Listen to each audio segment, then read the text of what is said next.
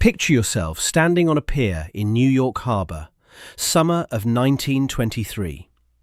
Something impossible is gliding past you toward the open Atlantic. 950 feet of black steel hull, 3 massive funnels trailing smoke against the sky. You have to crane your neck backward just to see the top of her superstructure, and even then you can't quite believe what you're looking at. She's called the Leviathan. At 54,282 gross register tons, she displaces more water than any ship in the Western Hemisphere. Only White Star's Majestic, at 56,551 tons, exceeds her, and barely. Her beam spans 100 feet. Her draft reaches 38. Her newly converted oil-fired boilers can push her through the waves at better than 27 knots, fast enough to cross the Atlantic in under 5 days.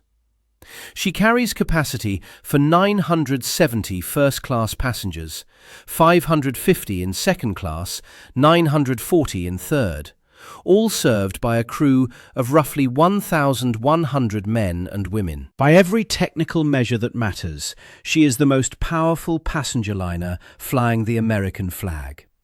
And someone has just told you that you cannot have a drink on board.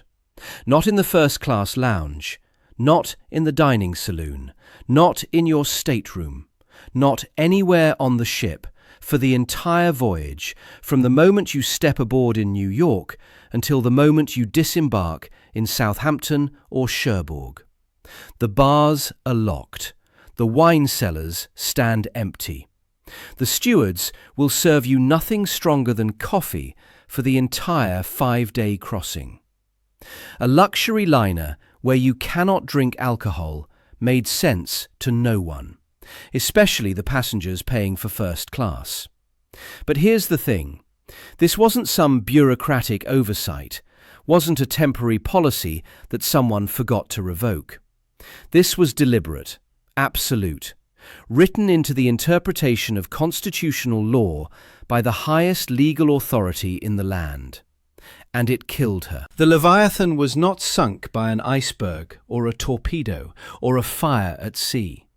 She was not defeated by technological obsolescence or the honest hazards of ocean travel. She was destroyed by the 18th Amendment to the United States Constitution, and by one ruling from an attorney general who decided that American law followed the American flag, even into the middle of the Atlantic Ocean, where no other nation's laws applied, where champagne had flowed freely since the first luxury liner put to sea. This is the story of how Prohibition murdered the finest ship America ever operated. The essential backstory takes 2 sentences. The Leviathan was born German, christened Vaterland, launched in 1913 as one of the 3 largest ships in the world, sister to the Imperator and the Bismarck. When America entered the First World War in April 1917, she was seized at her pier in Hoboken, New Jersey, where she'd been trapped since the war's outbreak. And President Wilson himself suggested her new name, Leviathan, the biblical sea monster, appropriate for a vessel of such impossible size. That's all the German history you need. What matters is what happened next. After the armistice, she was exhausted. Years as a troop transport had worn her out.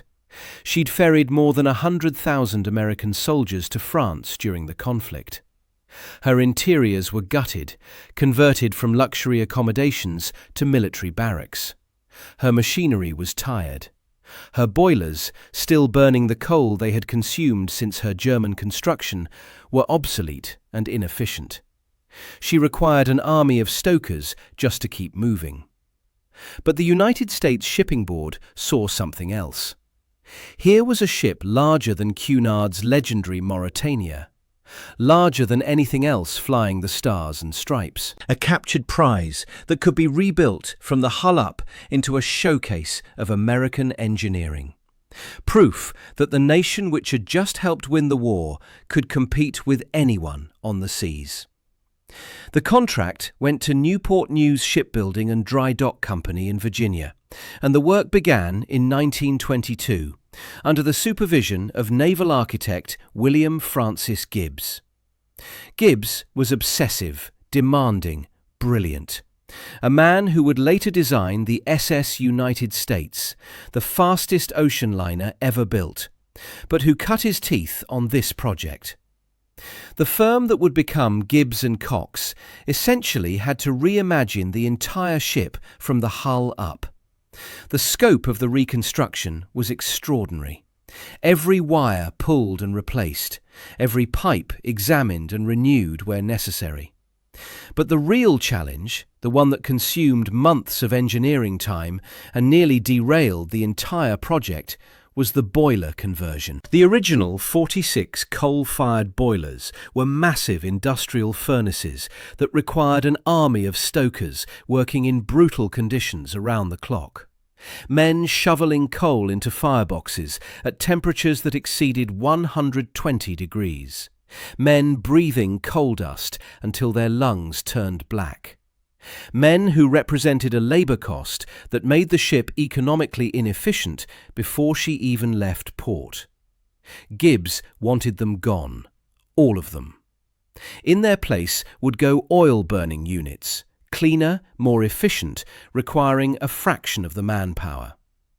But here's the problem nobody had fully anticipated.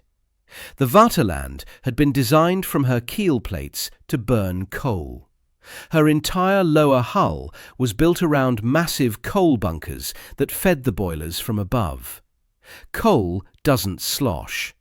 Coal doesn't shift dangerously in heavy seas. Coal bunkers could be any shape that fit the available space. Oil was different. Oil was liquid. Oil required entirely new tank configurations, with baffles to prevent the fuel from surging during rough crossings. Oil needed different piping systems. Coal moved by gravity and shovels, but oil needed pumps and pressure lines running through the ship like arteries. The ventilation systems had to be completely redesigned because oil vapor was explosive in ways that coal dust wasn't.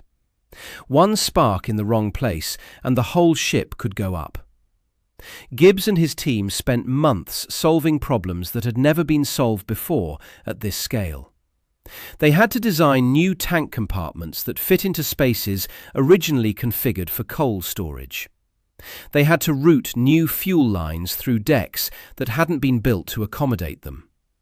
They had to recalculate the ship's stability characteristics because liquid fuel behaves differently than solid fuel when the ship rolls in heavy weather. Every solution created new problems. Every fix required another fix. The original 46 boilers came out. New oil-fired units went in. Fewer of them, but more powerful, capable of generating the same steam output with a fraction of the labour. The stoker army that had numbered in the hundreds was reduced to a maintenance crew of dozens.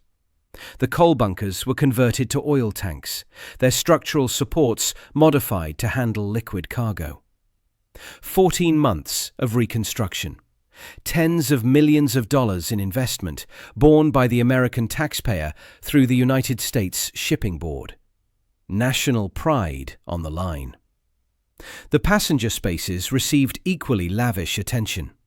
The first-class dining saloon could seat hundreds beneath coffered ceilings, its scale rivaling the finest restaurants in New York or Paris. The grand staircase swept upward through multiple decks, a ceremonial space where passengers made their entrances in evening dress. Staterooms were fitted with private bathrooms, still a luxury on many vessels, along with electric lighting and steam heat. Public rooms were decorated in the heavy, ornate style that had defined Edwardian luxury, all dark wood and thick carpets and crystal chandeliers. When the Leviathan emerged for sea trials in June 1923, she exceeded expectations. She recorded 28.04 knots for 1 full hour, faster than almost anything else afloat. The United States Shipping Board's 7th annual report for 1923 documented the achievement with obvious pride.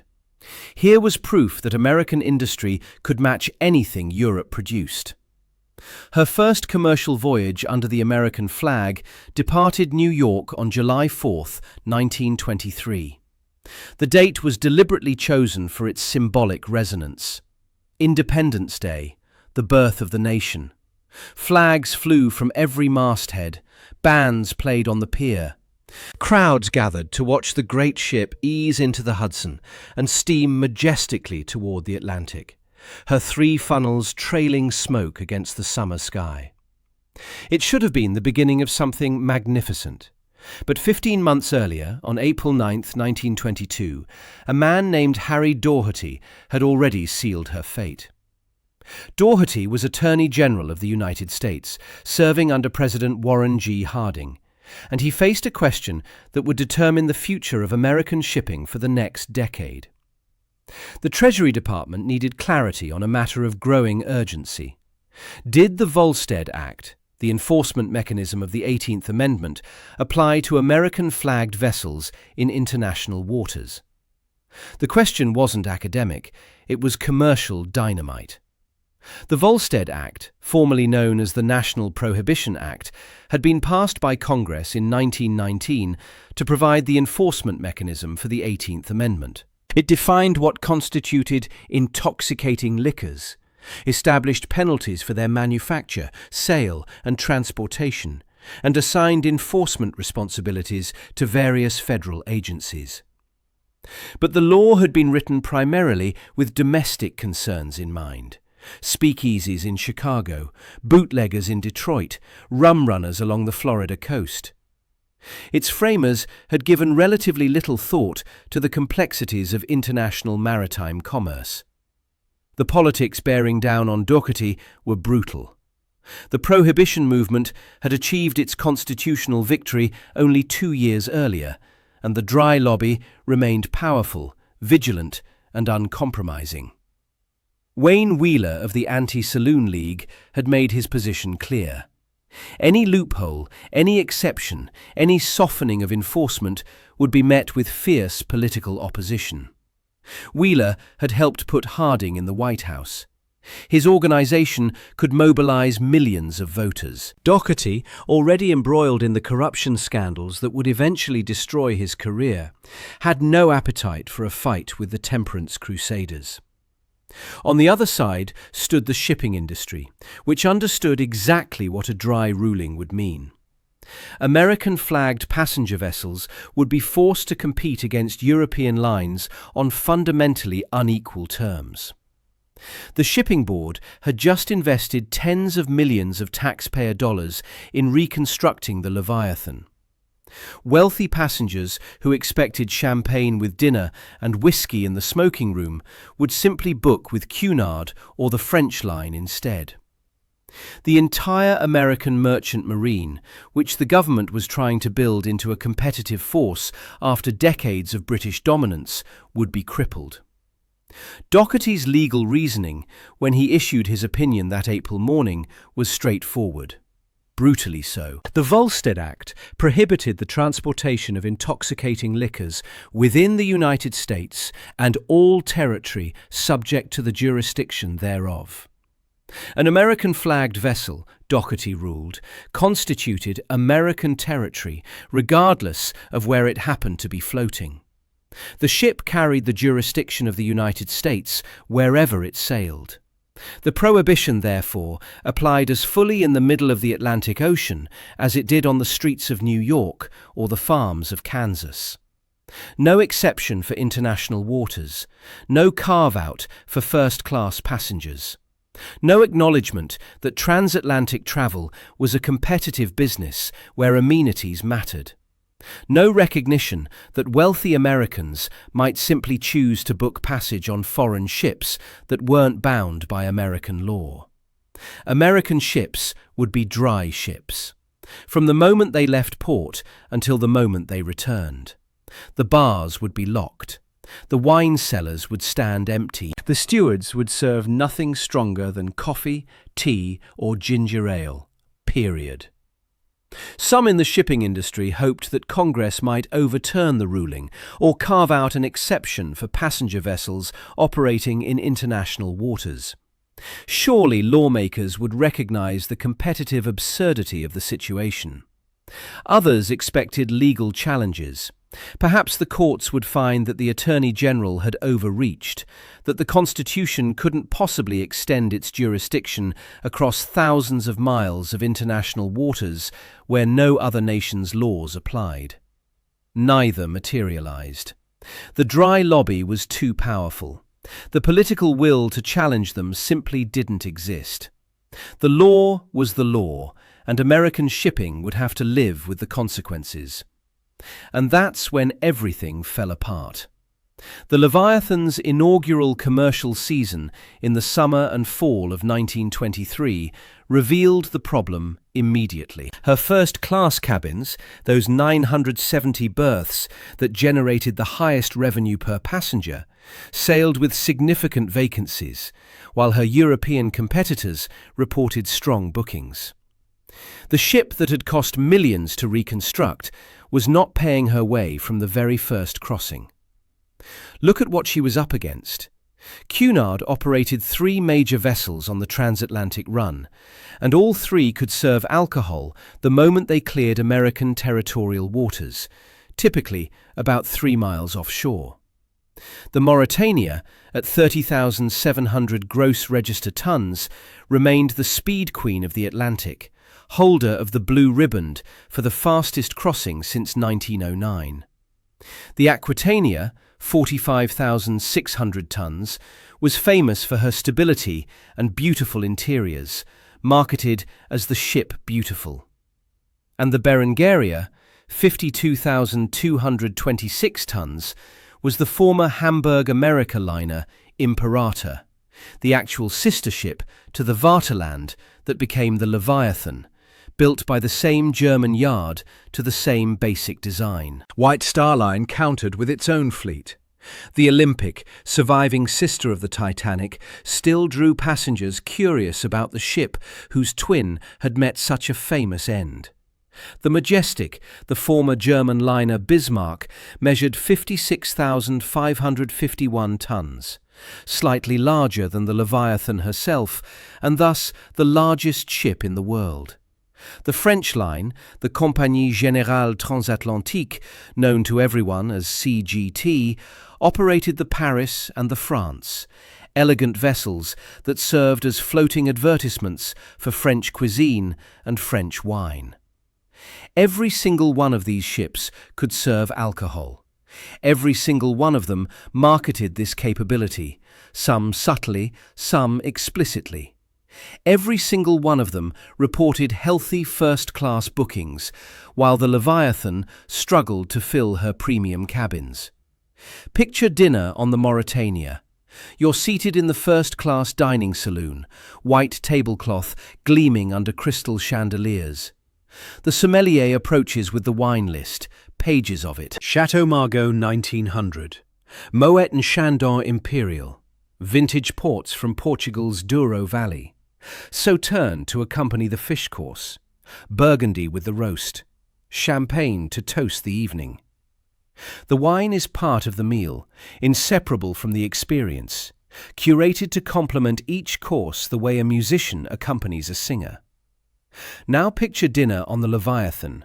Same white tablecloths, same crystal chandeliers, same multi-course meal prepared by talented chefs. But when the sommelier should approach, no one comes. When the waiter asks what you'd like to drink with your filet mignon, the answer is water, coffee, tea, or perhaps ginger ale. The wine cellar sits below you, locked and empty, a monument to the law that followed the American flag across the ocean. The competitive disadvantage wasn't subtle, it was crushing. And it wasn't about alcoholism or drunkenness or moral failing. It was about what first-class transatlantic passage actually meant in the 1920s. Think about the passengers. These weren't people cramming into economy seats for a 6-hour flight. These were the wealthy, the fashionable, the powerful, industrialists and heiresses, diplomats and film stars, anyone who could afford to pay premium fares for a 5-day voyage that was itself a social occasion. The crossing wasn't just transportation, it was an experience. Dinner was formal, every night. Gentlemen in white tie and tails, ladies in evening gowns and jewels. Multi-course meals served by white-gloved stewards in dining rooms that rivaled the finest restaurants in Paris or London. The ship's social scene mattered.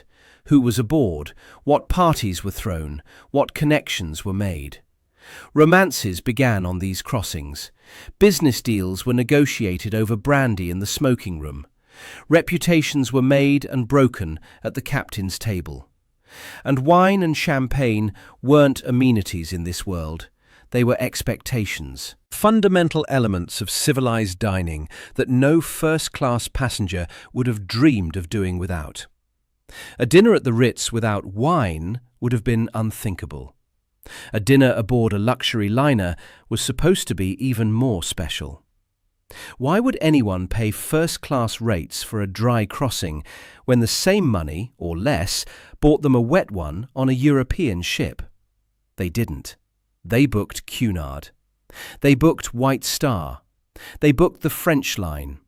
And the Leviathan sailed with empty staterooms in first class, while her steerage accommodations, where the dry policy mattered less to passengers fleeing poverty in Europe for opportunity in America, remained reasonably full. The pattern established in 1923 repeated itself year after year with grinding inevitability. The Leviathan's operating costs were enormous. Crew salaries for the hundreds of sailors, engineers, stewards, cooks and officers required to run a 54,000-ton liner, roughly 1,100 people who needed to be paid whether the ship sailed full or half empty. Fuel costs for the oil that fed her hungry boilers, thousands of tons consumed on every crossing. Maintenance for a ship of her age and complexity, with systems that needed constant attention. Port fees at every call. Insurance for a vessel of her value. Provisions for thousands of passengers. Food that had to be purchased whether those passengers showed up or not. She was expensive merely to keep afloat. Catastrophically expensive to operate at anything less than full capacity. And she never operated at full capacity. Not once in 11 years of service. She had another problem too, one that compounded the prohibition handicap. She sailed alone. Transatlantic liner service operated on a weekly schedule. Passengers expected to be able to book a departure for any given week, knowing that a ship would be available. If you needed to be in London by a certain date, you needed to know that a liner would depart New York the week before. Reliability mattered as much as luxury. Cunard achieved weekly service with the Mauretania, Aquitania and Berengaria rotating departures. 3 great ships maintaining a coordinated schedule so that passengers always had options. White Star did the same with the Olympic, Majestic and Homeric. The French line managed it with the Paris, the France and eventually the Ile-de-France. But United States lines lacked any ship of comparable size or speed to serve as the Leviathan's running mate. The company's other vessels told the story of the mismatch. The George Washington displaced roughly 25,000 tons, less than half the Leviathan's size, and could manage perhaps 19 knots at best. The America, at around 22,000 tons, was even smaller and no faster. The Leviathan could cross the Atlantic in under 5 days. Her supposed running mates needed nearly 7. Think about what this meant for scheduling.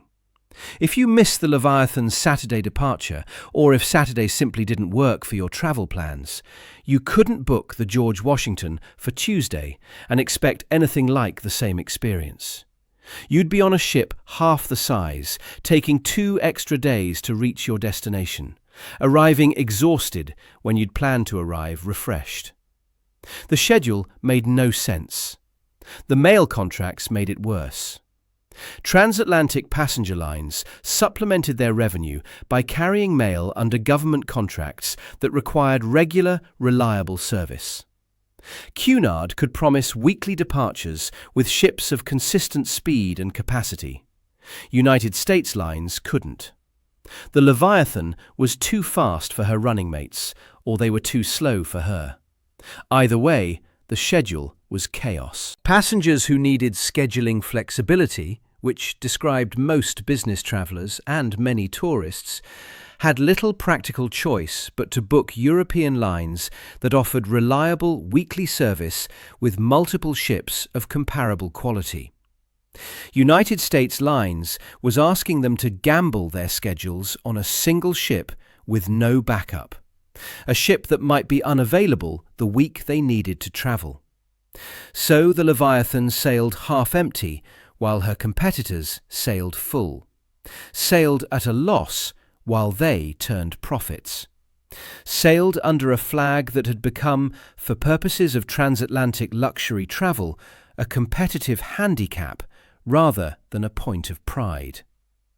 Then came June 1927, and things got worse. The French line's Île-de-France entered service that month and immediately redefined expectations for what a transatlantic crossing could be. At 43,153 gross register tons, she was smaller than the Leviathan, significantly smaller, in fact. It didn't matter. Size wasn't everything. Experience was everything. And the Île-de-France offered an experience that the Leviathan simply could not match. Her interiors were revolutionary. While the Leviathan retained the heavy, dark Edwardian aesthetic of her German construction, all carved wood and thick draperies and ornate gilding, the Île-de-France announced the arrival of Art Deco at sea. Her public rooms were bright, modern, deliberately shocking. Clean lines, geometric patterns, glass and chrome and lacquer. Her first-class dining room stretched 3 decks high, an astonishing vertical space topped by a coffered ceiling that seemed to float above the diners. Light poured in through tall windows during the day. At night, the room glowed with carefully designed, indirect lighting that made everyone look beautiful. It became one of the most photographed spaces on the Atlantic, appearing in magazines and newspapers around the world, a symbol of French style and sophistication that made older ships look like relics. And then there was the wine. The Île-de-France's wine service was legendary, even by French standards.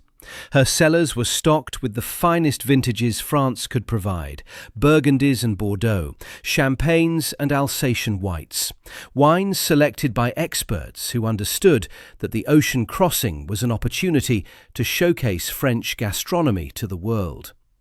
Dining aboard the Île-de-France was conceived as a celebration of French culinary culture, and wine wasn't an amenity or an add-on, it was essential, inseparable from the meal. The sommelier was as important as the chef. For passengers who cared about what they ate and drank, which described essentially every first-class traveller on the Atlantic, the choice between the Île-de-France and the dry Leviathan was no choice at all. One ship offered arguably the finest dining experience afloat, complete with wines that couldn't be legally purchased anywhere in the United States. The other offered coffee. The Île-de-France wasn't just beating the Leviathan, she was humiliating her. A smaller ship, a newer ship, a French ship, drawing passengers away from the largest American liner afloat because she could offer them a glass of champagne with dinner and the American ship could not. The absurdity was total. The United States had spent tens of millions of dollars building what should have been the flagship of a competitive American merchant marine. And wealthy Americans, the very citizens whose taxes had funded the reconstruction, were choosing to give their money to French and British shipping lines because their own country's laws made their own country's ships inferior. By the late 1920s, the Leviathan's cumulative losses ran into millions of dollars, borne by the United States Shipping Board and ultimately by the American taxpayers who had funded her reconstruction with expectations of commercial success that never materialized. The Shipping Board's annual reports documented the ongoing financial hemorrhage with the dry, bureaucratic language of government accounting. But the numbers told a story of failure that no amount of careful phrasing could disguise. Various strategies were attempted to improve her performance.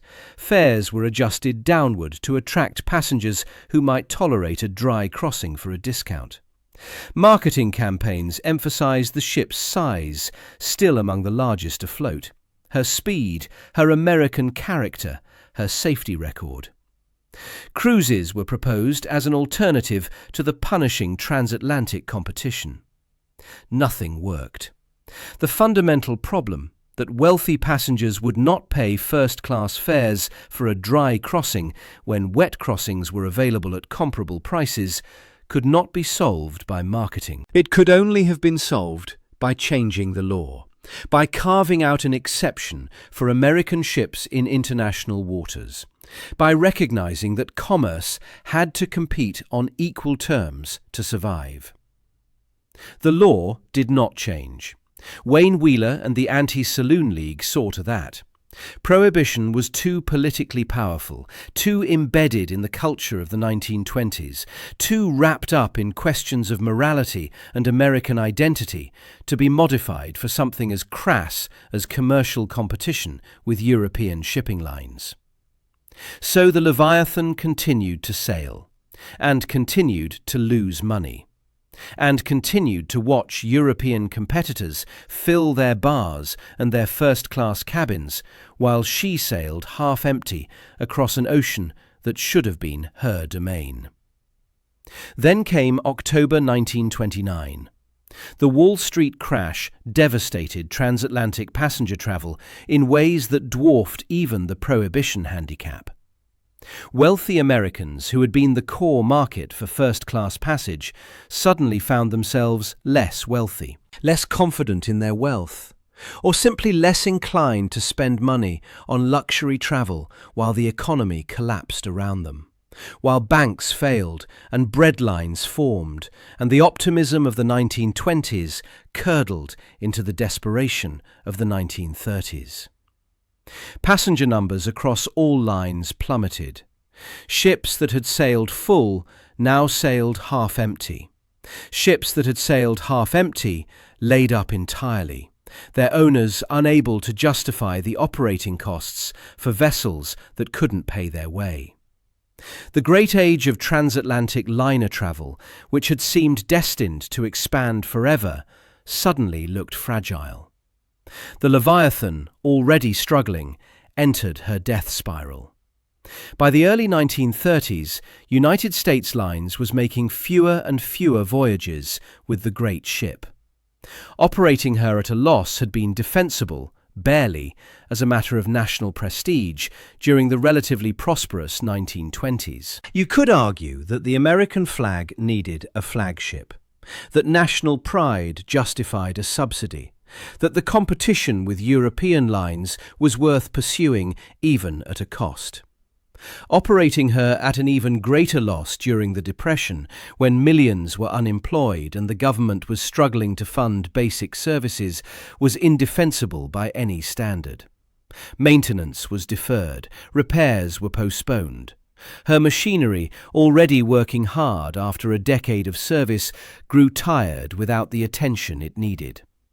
Her interiors, still decorated in the heavy Edwardian style of her 1913 German construction, looked increasingly dated as the modern age demanded modern aesthetics.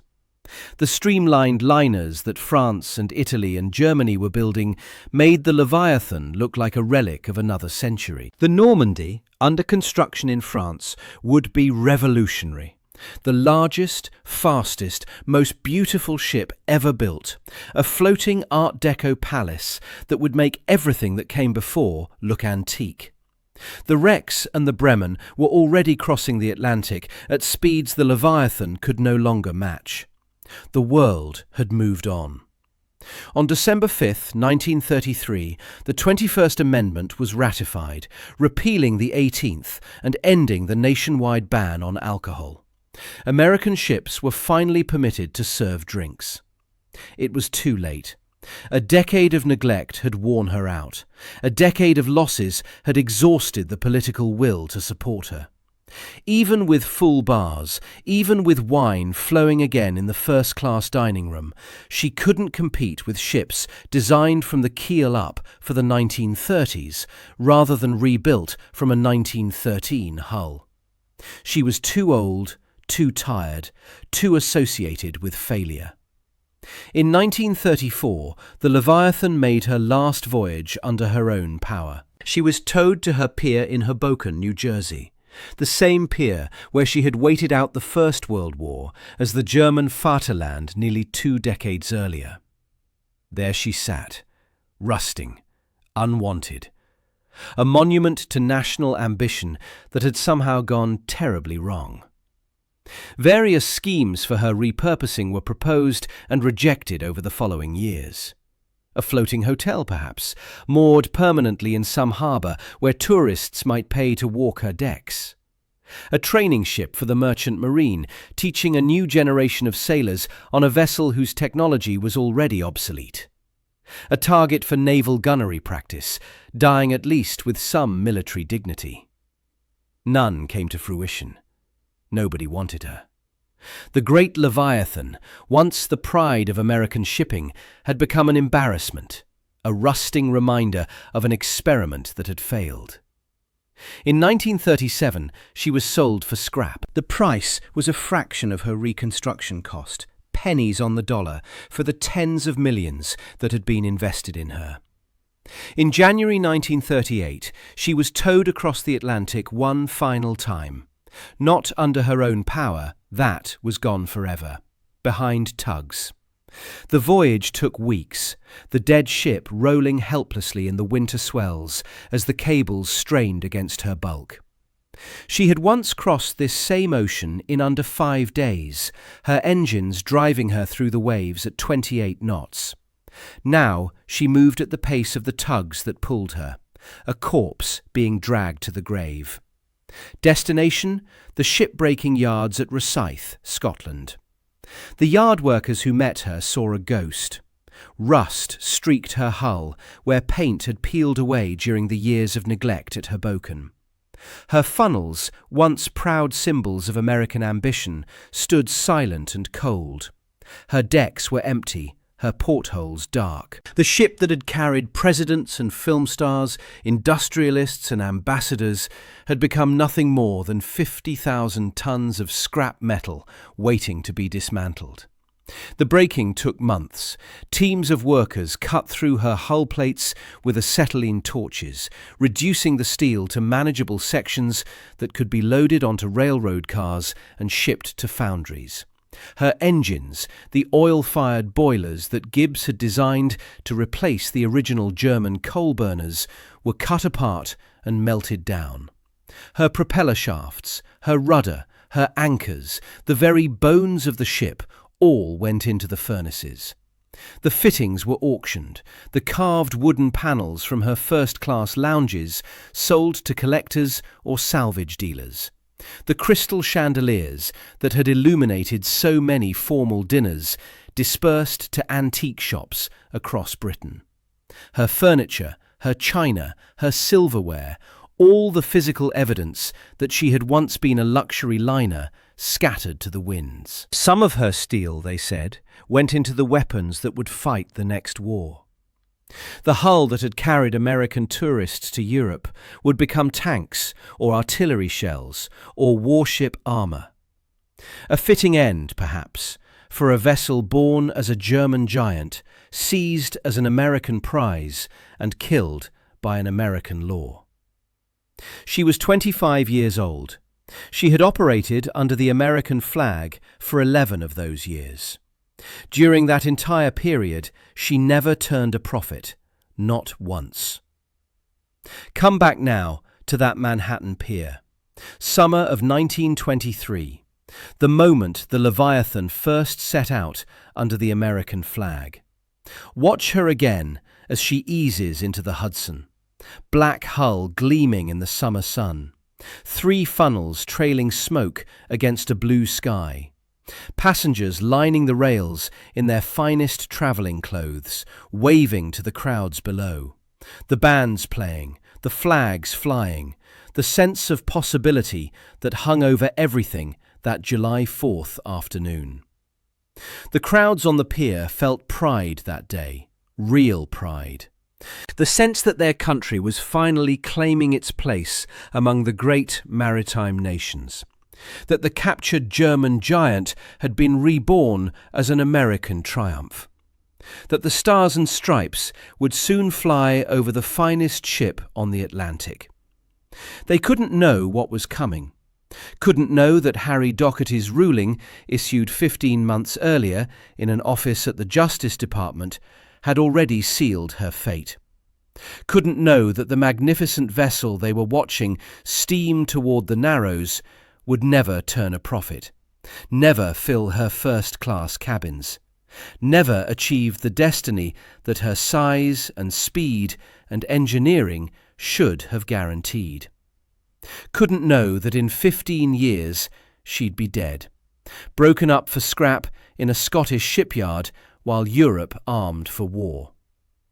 950 feet of length, 54,282 gross register tons, 28.04 knots on her sea trials. Capacity for nearly 2,500 passengers, served by a crew of 1,100. Accommodations that matched anything afloat.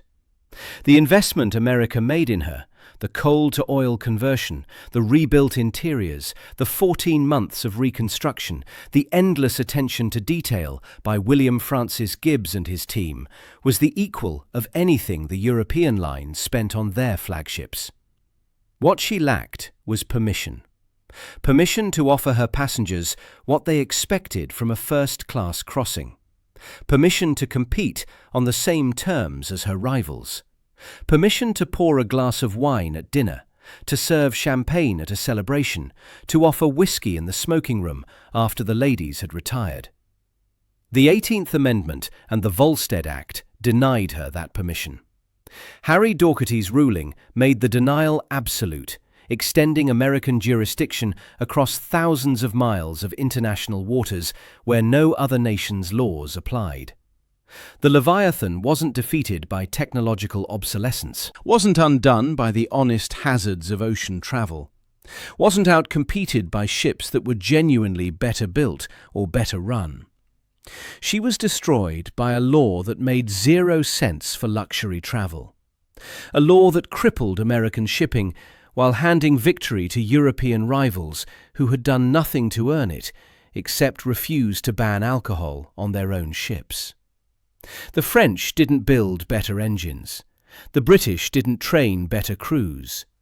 They simply served champagne while America served coffee. And that was enough. Stand on that imaginary pier one last time. Feel the pride that was justified. The Leviathan really was magnificent, really did represent the best that American industry could build. Feel the loss that followed. The decade of failure, the rusting years at Hoboken, the final humiliating tow to the breakers. She was the dry ship that should have ruled the Atlantic, the ship that had everything except the one thing that mattered to the passengers who would have made her profitable. The ship that Prohibition killed, as surely as if someone had opened her seacocks and let the ocean pour in. Now you know why she failed. Not bad luck, not bad engineering, not competition she couldn't meet. Just one ruling from one Attorney General, interpreting one law in one way on one April morning in 1922. That's all it took to destroy America's chance at maritime greatness. Subscribe for more stories like this.